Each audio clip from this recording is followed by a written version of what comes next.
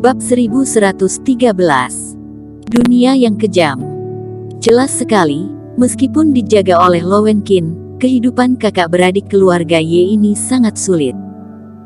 Wanda Ye sedikit paham dengan obat-obatan, jadi dia bekerja untuk Dewa Tabib Zhang di desa, tetapi dia tidak menghasilkan banyak uang.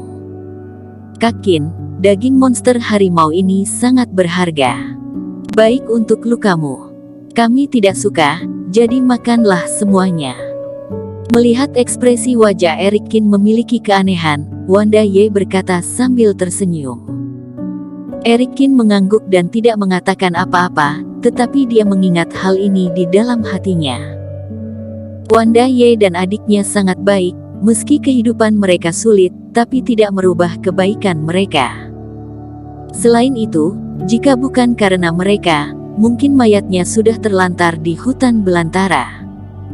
Monster harimau yang dia bunuh sudah digantikan dengan koin spiritual dan digunakan untuk membayar Dewa Tabib. Uang makan dan minumannya dalam beberapa hari ke depan berasal dari penghasilan kakak beradik yang tidak banyak ini. Bagi mereka, saat ini dirinya benar-benar merupakan sebuah beban, tetapi mereka sama sekali tidak peduli. Hal ini membuat Eric Qin sedikit merasa bersalah. Sepertinya sebelum dia pergi, dia ingin meninggalkan sesuatu untuk kakak beradik ini. Dan ini tidak sulit untuk dilakukan. Kembali ke tempat tinggal sementaranya, Eric Qin terus berlatih. Di saat yang sama, dia juga meminjam beberapa buku kepada Wanda Ye untuk mempelajari sedikit tentang dunia dewa. Ternyata tempat ini tidak jauh dari pegunungan Liantian, hanya 3.000 km. Selain itu, karena melimpahnya obat mujarab di dunia ini, status pemurni obat sangat tinggi. Setiap tempat dikuasai oleh sekte atau wali kota, dan kekuatan mereka berada di antara level puncak fase keilahian sampai level fase distraksi. Asalkan tidak menyinggung orang-orang ini, di tempat ini aku hampir tak terkalahkan. Setelah pulih sekitar 70%, selain para pimpinan sekte dan wali kota ini, tidak ada yang merupakan lawanku.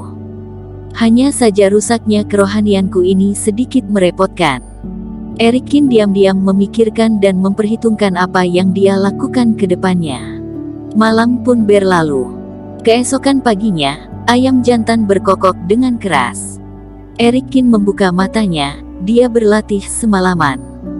Meskipun kerohaniannya masih belum pulih, meridiannya sudah pulih, dan kekuatannya berangsur-angsur pulih ke tahap Yuan Ying. Meskipun kemampuan ini mirip dengan Grand Superior Master, tetapi hanya dapat digunakan oleh pertapa abadi, dan lebih kuat 5 tingkat daripada Lowen Qin dan lainnya. Kekuatan ini seharusnya memiliki sedikit kegunaan. Eric Qin bangun lalu pergi ke kediaman Ye lagi.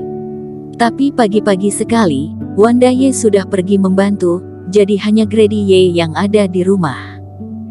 Grady, pegunungan ini bernama Pegunungan Naga Hijau kan? Di sana pasti banyak iblis monster kan? Bagaimanapun, Grady Ye hanyalah anak remaja. Begitu Eric Qin bertanya sedikit kepadanya, dia langsung memberitahukan banyak hal. Tentu saja, Pegunungan Naga Hijau adalah harta desa-desa setempat. Grady Ye mengangguk, tapi kami hanya akan pergi ke beberapa tempat di bagian luar pegunungan ini. Kudengar dari Kak Lowen Qin, di dalam Pegunungan Naga Hijau ada banyak iblis monster yang kuat. Kekuatannya sangat mengerikan, tapi jika berhasil membunuh mereka, akan mendapat manfaat yang besar. Tapi ini sangat berbahaya. Hanya tim pemburu yang benar-benar memiliki kemampuan yang berani ke sana. Keinginanku adalah berlatih keras, dan setelah dewasa, aku akan memburu iblis monster kuat yang berada di dalam pegunungan dan membuat kakakku memiliki kehidupan yang baik. Saat mengatakan hal ini, mata Grady Ye penuh dengan harapan. Anak baik. Eric Qin mengelus kepala Grady Ye. Ayo pergi ke Pegunungan Naga Hijau. Kakak Qin, kamu sedang bercanda kan? Kamu mengajakku pergi, kemampuanku belum cukup.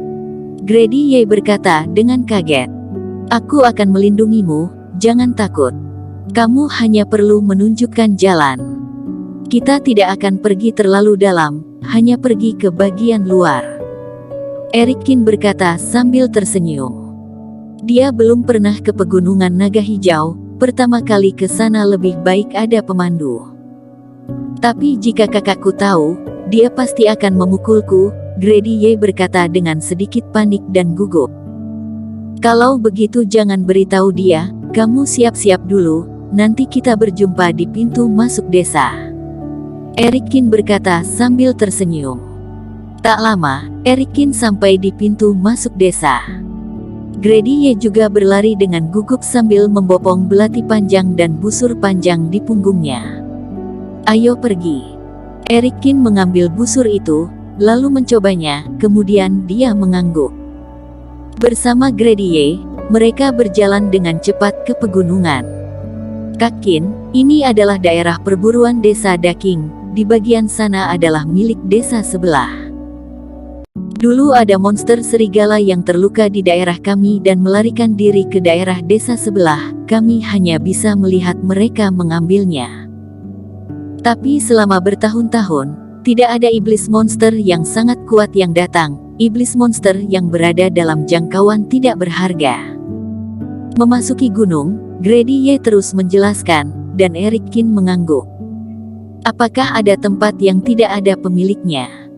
Ada, tapi itu dalam dan berbahaya, kata Grady Ye. Tidak apa-apa, bawa aku ke sana, kamu tenang saja. Melihat Grady Ye sedikit gugup, Eric Kin berkata sambil tersenyum. Mereka berjalan sekitar 1 jam lebih, lalu akhirnya keluar dari daerah perburuan desa Daking. Tak lama, Eric Kin menemukan monster serigala yang sedang makan, dan apa yang sedang dia makan adalah mayat manusia. Orang itu adalah anggota tim pemburu desa sebelah. Raut wajah Grady Ye sedikit pucat, tapi dia telah mengalami banyak hal jadi tidak kaget sampai pingsan. Eric Kin menggelengkan kepalanya, saat tidak beruntung akan menjadi makanan iblis monster, tetapi jika tidak berjuang demi hidup, akan frustasi karena miskin lalu mati. Di dunia dewa yang selalu didambakan orang-orang dunia tersembunyi, nyawa manusia tidak berarti, di sini jauh lebih kejam daripada tempat yang pernah dia tinggali. Au! Melihat kemunculan Eric Kin dan Grady Ye, monster serigala itu melonglong, matanya yang sedingin es menatap Eric Kin dan menunjukkan gigi yang berlumuran darah dan masih memiliki sisa daging. Auranya sudah mencapai level Yuan Ying. Ia tiba-tiba bergerak, dan menerjang ke arah Eric Kin. Tubuhnya berubah menjadi bayangan dan hampir sulit ditangkap. Cepat sekali. Eric Kin sedikit kaget. Di pegunungan Gunung Iblis Monster, dia sering menghadapi monster serigala yang memiliki kultivasi yang hampir sama, tetapi jelas sekali kekuatan tempurnya jauh lebih kuat 1 level. Dengan kekuatan seperti ini, jika ia pergi keluar pegunungan, dapat dengan mudah membinasakan ribuan orang di desa. Pantas saja desa Daking tidak mengizinkan orang yang berkemampuan biasa-biasa saja memasuki daerah ini. Karena setelah memasuki daerah ini, akan bertemu dengan iblis monster yang sangat kuat. Tentu saja, kekuatan seperti ini tidak cukup untuk melawan Eric Kin. Ketika monster serigala itu menerkam dan hendak menggigit leher Eric Kin menarik busurnya dengan santai. Sebuah panah yang tajam menusuk lehernya dengan keras. Namun, anak panah yang diambil Grady Ye hanyalah anak panah biasa. Meskipun menembus tubuh serigala iblis, tapi tidak membuatnya mati. Ia menjerit, dan melihat Eric Kin dengan ketakutan, lalu menoleh dan melarikan diri. Eric Kin mengerutkan kening dan kembali menembakkan 3 anak panah, yang langsung menahan monster serigala itu ke pohon besar. Kak Kin, hebat sekali. Melihat Eric Kin menaklukkan monster serigala seperti ini, dengan mudah, raut wajah Grady Ye penuh dengan kekaguman. Eric Kin melangkah maju lalu mengeluarkan Neidan monster serigala dengan belati. Ternyata memang berbeda, di dalam Neidan ini ada pusaran angin. Sepertinya di dunia dewa lebih mudah merasakan aturan langit dan bumi daripada di dunia tersembunyi. Eric Kin berpikir sejenak dan hendak memasukkan Neidan ini ke dalam sakunya. Tapi pada saat ini, Eric Kin melihat ke satu arah sambil sedikit mengernyitkan dahinya. Dia menarik Grady Ye, yang sedang bersemangat membersihkan mayat monster serigala menyingkir ke samping. Susu. Detik berikutnya, 3 anak panah yang tajam ditembakkan dengan ganas ke arah monster serigala. Bersambung. Terima kasih telah menonton video ini sampai akhir. Jangan lupa subscribe dan nantikan kisah episode selanjutnya hanya di Novel Story. Salam.